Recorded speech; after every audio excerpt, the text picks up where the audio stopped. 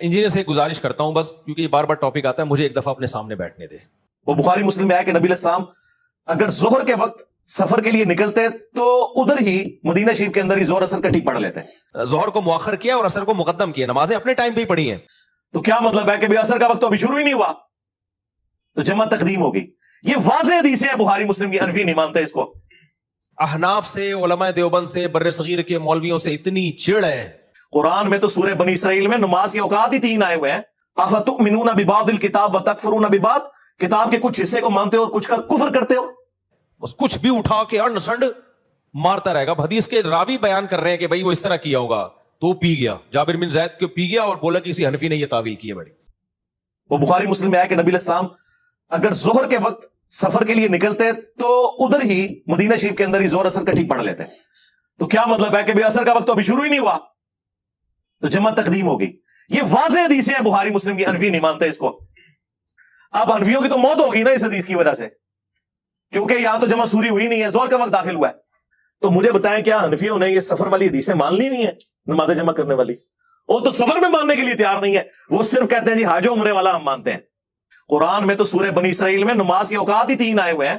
پہلے آپ قرآن سے 5 نمازیں تو ثابت کریں. قرآن تو نمازوں کی ٹائمنگ 3 بتاتا ہے. افتؤمنون ببعض الکتاب وتکفرون ببعض, کتاب کے کچھ حصے کو مانتے ہو اور کچھ کا کفر کرتے ہو. پھر ذلت ہی کاٹنی پڑے گی نا اس شخص کے ہاتھوں جو نعرہ لگاتا ہے کہ میرے نبی سا ہے ہی کوئی نہیں, تیرے بابے تھے شاہ ہی کوئی نہیں. چلو بھائی ڈبل. السلام علیکم. وعلیکم السلام. مفتی صاحب ہم آپ سے بہت محبت کرتے ہیں. سبحان اللہ. مفتی صاحب میرا سوال یہ ہے کہ انجینئر مرزا آپ کے خلاف فیس بک پہ یوٹیوب پہ باتیں کرتا رہتا ہے, ہم سے بالکل برداشت نہیں ہوتا ہے. ہم آپ سے بہت محبت کرتے ہیں اور اس کو کوئی بات سمجھاؤ, اس کو کوئی ایسا پیغام دو تاکہ وہ ایسے آپ کے خلاف بات نہیں کرے, ہمارے سے بالکل برداشت نہیں ہوتا. دیکھو یہ جو انجینئر کی بات ہے نا, یہ میرے خلاف, میں تو ایک شخصیت ہوں, ہمارے خلاف تو بہت سے لوگ بولتے ہیں, اور تو بولیں کوئی وہ بھی نہیں ہے, ہم کوئی دودھ سے دھلے ہوئے نہیں ہیں. لیکن بات علماء کی ہے, ہماری نہیں ہے. بات یہ کہ علماء کے خلاف ذہن سازی ہو رہی ہے. لوگ علماء سے کٹ گئے نا تو بند گلی میں آ کے کھڑے ہو جائیں گے, کہیں کے بھی نہیں رہیں گے. السلام علیکم مفتی صاحب. وعلیکم السلام. میں اورنگی ٹاؤن سے آپ کا خصوصی بیان سننے اکثر آتا رہتا ہوں. یہاں پہ یوٹیوب پہ بھی آپ کے چینل پہ جو ہے میں سبسکرائب جو ہے میں آفیشیل چینل پہ جو ہے میں ایڈ ہوں.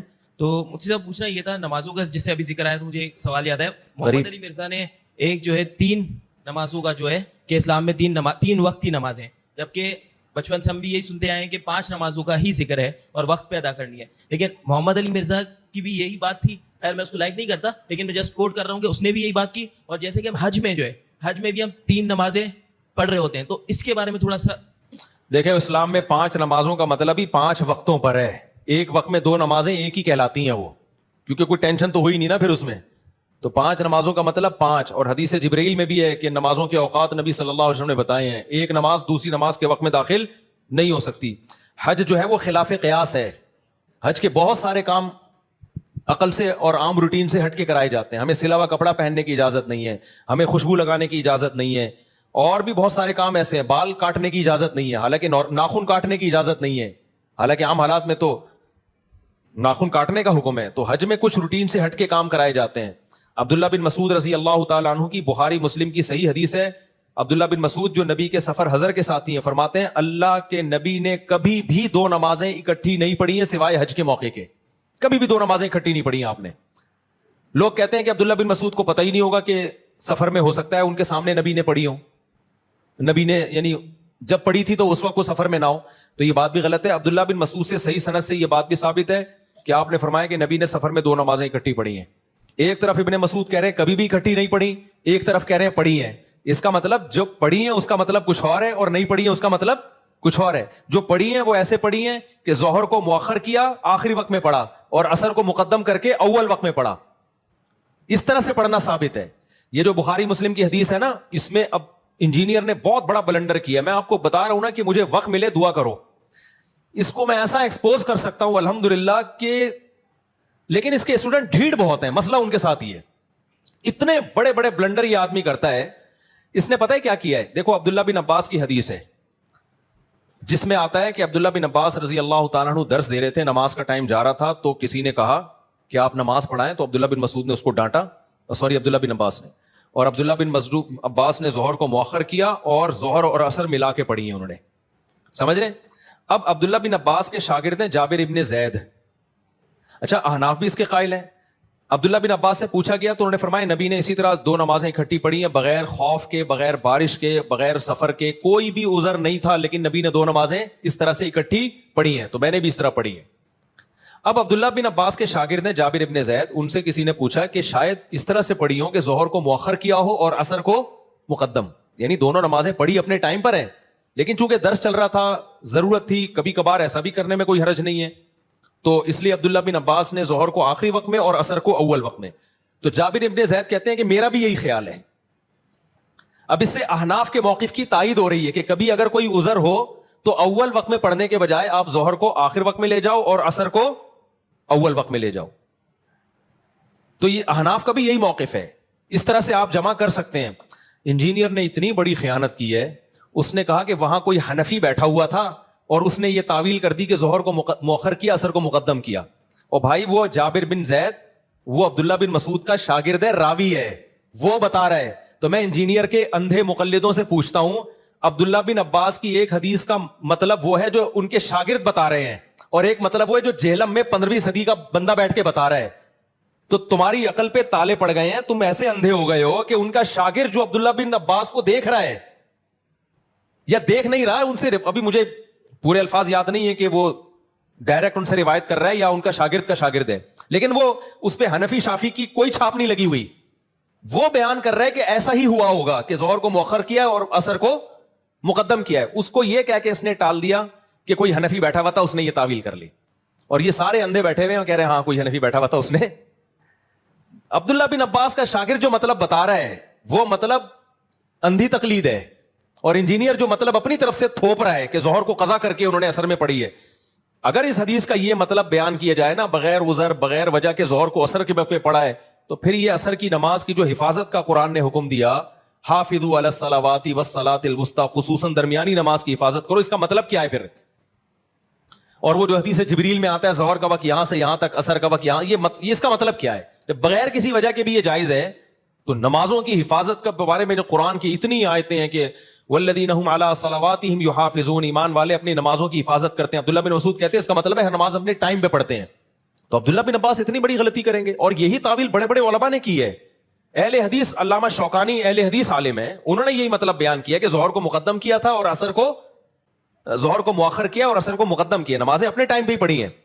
لیکن اس کو احناف سے, علماء دیوبند سے, بر صغیر کے مولویوں سے اتنی چڑ ہے, بس کچھ بھی اٹھا کے اڑ سنڈ مارتا رہے گا. حدیث کے راوی بیان کر رہے ہیں کہ بھائی وہ اس طرح کیا ہوگا, تو پی گیا, جابر بن زید کو پی گیا اور بولا کہ کسی حنفی نے یہ تعویل کی ہے. بڑی یعنی حنفی بھی نہیں کہنا, تو اس کو یہ دل چاہ رہا تھا کہ انڈا موڑ کے کسی مولوی نے یہ تعویل کی ہے. تو لیکن سامنے بیٹھے ہوئے کہہ رہے یار بات جب بھی کرتا ہے ریفرنس سے کرتا ہے, بات جب بھی کرتا ہے. ابے ریفرنس اتنا بڑے دھاندلیاں ترجمے میں مار رہا ہے, تو بتاتا کیوں نہیں ہے کہ جابر بن زید یہ بتا رہے ہیں کہ ظہر کو مؤخر کیا اور عصر کو مقدم کیا. عبداللہ بن عباس کے شاگرد یہ بتا رہے ہیں کہ قضا نہیں کی ہے انہوں نے نماز. تو یہ کبھی خوشبو لگا کے انشاءاللہ سوچ رہا ہوں یا تو دوبارہ جہلم چلا جاؤں میں. السلام علیکم. میں انجینئر سے گزارش کرتا ہوں بس, کیونکہ یہ بار بار ٹاپک آتا ہے, مجھے ایک دفعہ اپنے سامنے بیٹھنے دے. میں مناظرہ نہیں کروں گا, میں جیسے آپ نے ہر ایک کو سوال کرنے کی اجازت دی ہے, میں بھی آپ سے ایک طالب علم بن کے آؤں گا, اسٹوڈنٹ کی حیثیت سے, بہت ادب سے, بہت تمیز سے, کوئی جھگڑا نہیں, کوئی پھڈا نہیں, ایسے بیٹھوں گا آپ کی خدمت میں, آپ کے چرنوں میں, آپ کے پاؤں میں, آپ سے سوال پوچھوں گا. آپ نے یہ جو حدیث پڑھی تھی اس دن, اس کا جو ترجمہ کیا تھا, یہ کون سی کتاب میں لکھا ہوا ہے یہ والا ترجمہ؟ سمجھ رہے ہیں؟ آپ نے جو یہ کہا تھا کہ کسی نے بھی اس حدیث کو صحیح قرار نہیں دیا, تو یہ آپ کو خواب آیا تھا, یہ کسی بزرگ نے کوئی الہام ہوا تھا, فلاں فلاں نے اس کو صحیح قرار دیا ہے, آپ نے کیسے پھینک دی؟ آپ نے جو اس دن یہ کلپ میں فرمایا تھا کہ یہ علماء دیوبند کا گڑھا ہوا عقیدہ ہے, تو یہ تو ہزاروں سال سے یہ عقیدہ چلا آ رہا ہے, تو گڑھا ہوا تو وہ چیز ہوتی ہے جو ایجاد کی ہو. تو یہ آپ نے کیسے بہت لمبی, یعنی بہت تمیز سے نا, پھینکنا کا لفظ استعمال کروں گا کہ اتنے سوالات ہیں نا, بے ہوش نہ ہو جائے نا, میرا نام بدل دینا, بھاگ جائے گا. وہ پتہ ہے کیا کہتا ہے, کلپ بازی کرو. تو کلپ بازی میں پھر یہ ہوتا ہے کہ وہ ایک لمبی بحث چلتی ہے نہ ختم ہونے والی, اس کے بہت سارے, ابھی دیکھو نا کلپ بازی ہوئی ہے نا عدالتی خلا پہ, میں نے اتنا مدلل ریکارڈ کروایا, مان لیا اس نے کہ ایسا پی گیا, ایسا گھما دیا, اس کے اسٹوڈنٹ بھی کہہ رہے ہیں ہاں اس نے تو یہ دعویٰ ہی نہیں کیا. تو اس میں خیانت آسان ہوتی ہے, جب فیس ٹو فیس بیٹھ کے بات ہوتی ہے نا تو پھر بھاگنا بہت مشکل ہوتا ہے. اب یہ عبداللہ بن عباس والی حدیث جو ہے, جابر بن زید کہتے ہیں کہ عبداللہ بن عباس وہ کہتے ہیں میرا خیال یہی ہے کہ ظہر کو مقدم کیا تھا, عصر کو, ظہر کو مؤخر کیا تھا, عصر کو مقدم. فوراً انجینئر نے کیا کہہ دیا, کوئی حنفی نے یہ بول دیا ہے. تو میں جب سامنے بیٹھا ہوتا میں کہتا ہے kindly excuse me sir please. ہم اسکول میں تھے نا, ایکسکیوز می ایسے اپنی مس کو جب ہم نے کو پوچھنا ہوتا تھا نا, میس ایسے ہم وہ دیکھا 50-50 میس, میں کہتا سر پلیز. پھر میں کہتا سر یہ حنفی کا الزام غلط ہے اس کے اوپر, یہ عبداللہ بن عباس کا شاگرد ہے یہ. اور نسائی میں تو خود عبداللہ بن عباس سے منقول ہے یہ, لیکن چلو اس میں اضطراب ہے, اس میں بعض لوگ کہتے ہیں عبداللہ بن عباس کی طرف اس قول کی نسبت درست نہیں ہے. تو ایسے ایسے بلنڈر ہیں, لیکن آپ نے یعنی بالنگ بھی خود ہی, بیٹنگ بھی خود ہی, اور امپائر بھی خود ہی. ایسے میچ میں جیتنا, وہ شعر یاد کر لو بس, ہم کو دیکھ کے شرماؤ تو شرمانے کی داد بھی دیں. شاعر اپنی محبوبہ سے کہہ رہے تم ہر وقت شرماتی رہتی ہو نا, یہ کوئی شرمانا کوئی یہ اٹریکشن کا ذریعہ نہیں ہے. ہم کو دیکھ کے شرماؤ تو شرمانے کی داد بھی دیں, آئینے میں دیکھ کے خود کو شرمانے سے کیا ہوگا. یعنی تم آئینے میں کھڑے ہو کر اپنے آپ کو دیکھ کے ہی شرماتی رہتی ہو, وہاں تعریف کرنے والا کوئی بھی نہیں ہے. تو اپنے ہی منہ میاں مٹھو بننا بہت آسان ہوتا ہے. کبھی خوشبو لگا کے آپ انڈا موڑاؤ, ہمارے سامنے بیٹھ جاؤ یا ہمیں اپنے سامنے بیٹھنے دو, پھر ہم دیکھیں گے ان دلوں میں تیل کتنا ہے, کتنا علمی کتابی ہے ایک شخص. ایسا ہوتا نہیں ہے, کیا کریں.